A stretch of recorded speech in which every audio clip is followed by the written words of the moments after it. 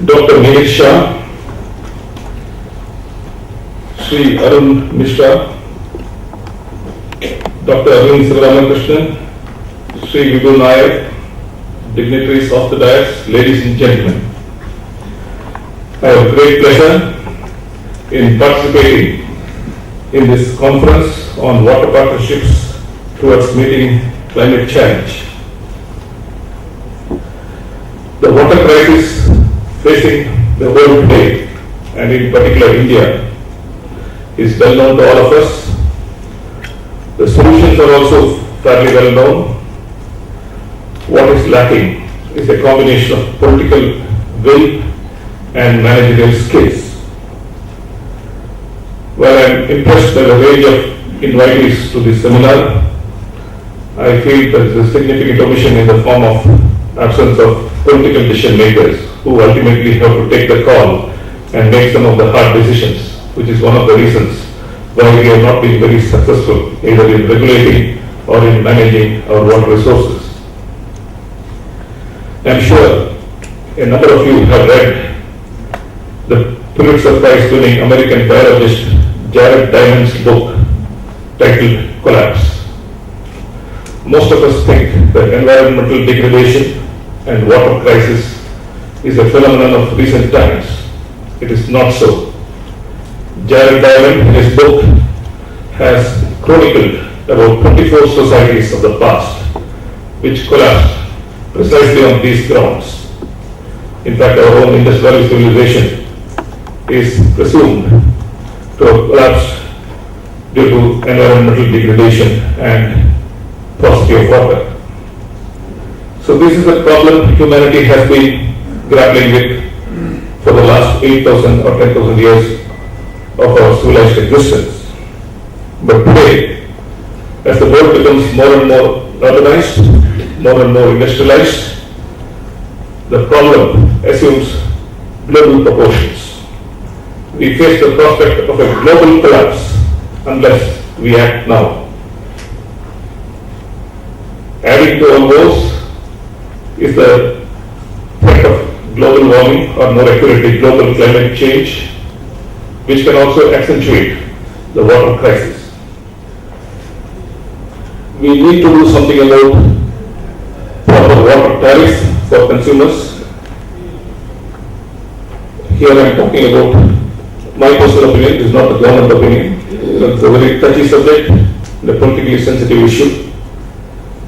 At the moment we have a flat rate of 50 rupees even in Chennai city for water and sewage connections. And the Government of India norm for a corporation is 135 liters per capita per day, and the usage is something like this: drinking 3 liters per person, cooking 4 liters, bathing 20 liters, washing clothes 25 liters, washing utensils 20 liters, flushing toilets 40 liters, and gardening 23 liters.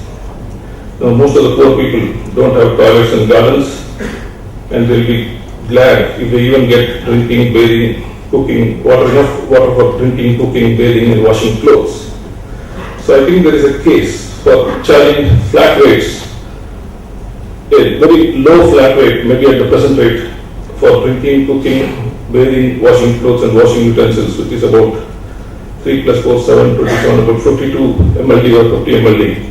And beyond that, and especially for flats, hotels, Kalyana mandapams, and things like this, I think metered connections need to be introduced. Anyway, this is a matter for the policymakers. It is not easy. There is no point sometimes in saying this should be done, that should be done. Politics ultimately is the art of the possible. We should realize that in the realm of political decision making, rationality need not always be, rationality should be just one of the considerations, not the be all and end all of things. So there is scope for perhaps better tariff management and making the people who can afford to pay. Those people, the poor and the lower middle class, I think should be charged only at the present levels, and there is a case for charging the hotels and others higher. using maybe the number of toilets in the hotel or the number of toilets in the house as an indicator. Per toilet, so much you can be, flat rate can be researched. It's not a formal metering. Anyway, the main purpose of this seminar is to debate what partnerships towards meeting the climate challenge. We are not sure whether climate challenge will necessarily lead to worsening water situation, like climate change. Much of it is still in the realm of speculation and hypothesis and projections.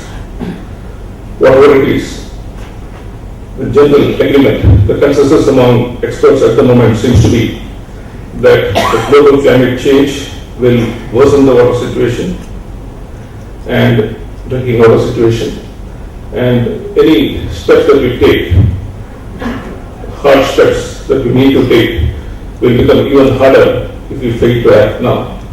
With these few words, and thanking you all for the patient hearing, I take leave of you and wish this conference the very best. Thank you.